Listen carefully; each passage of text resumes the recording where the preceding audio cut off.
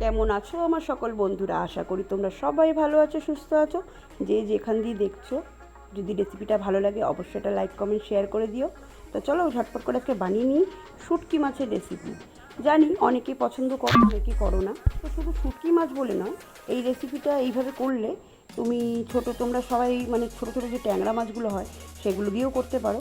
তা যার যেটা ভালো লাগে, তা আমার মনে হলো শুটকি মাছ কতগুলো ছিল ঘরে, তা আজকে ওটা দিয়ে একটা রেসিপি তৈরি করে ফেলি। তো চলো দেখে নিই কীভাবে করছি। এদিকে শুটকি মাছগুলো ভাপিয়ে আমি কিন্তু ছাকা তেলে ভেজে নিয়ে তারপরে সেই তেলেই আবার একটু অ্যাড করে তেল আমি সবজিগুলো ভেজে তুলে নিলাম। দিয়ে আবার ওই কড়াইটা বসিয়ে দিলাম, দিয়ে ওর মধ্যে কিছুটা তেল দিয়ে দিলাম কোচানো পেঁয়াজ। এবার পেঁয়াজটাকে আমি লাল করে ভেজে নেব। লাল করে পেঁয়াজটা ভাজার পরে দিয়ে দিলাম মশলা বাটা। মশলা বাটা বলতে ধনে জিরে শুকনো লঙ্কা আর নুন হলুদ টমেটো দিয়ে ভালো করে মশলাটাকে কষিয়ে নেবো তেল ছাড়া অবধি। তো এদিকে দেখো আমার মশলা দিয়ে কিন্তু প্রায় তেল ছেড়ে গেছে। তারপর আমি এর মধ্যে ওই ভাজা সবজিগুলো অ্যাড করে দেবো।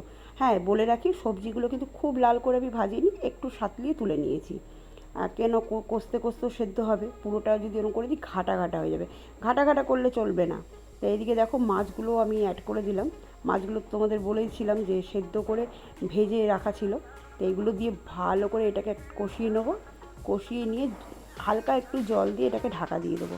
রেসিপিটা খুব সুন্দর, মানে করলে ভীষণ ভালো লাগে খেতে, গরম গরম ভাতের সাথে। শীতের সময় তো ভীষণ ভালো, যারা শুটকি মাছ খুব ভালো খাও তাদের তো ভীষণ ভালো লাগে। কিন্তু তোমরা যদি চাও, যারা শুটকি খাও না, তারা ছোটো ছোটো ট্যাংরা মাছ দিয়ে এই রেসিপিটা করতে পারো।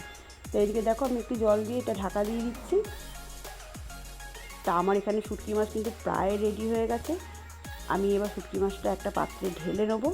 ঢেলে নিয়ে তারপরে তোমাদেরকে দেখাচ্ছি শুটকি মাছটা ঠিক কেমন হয়েছে।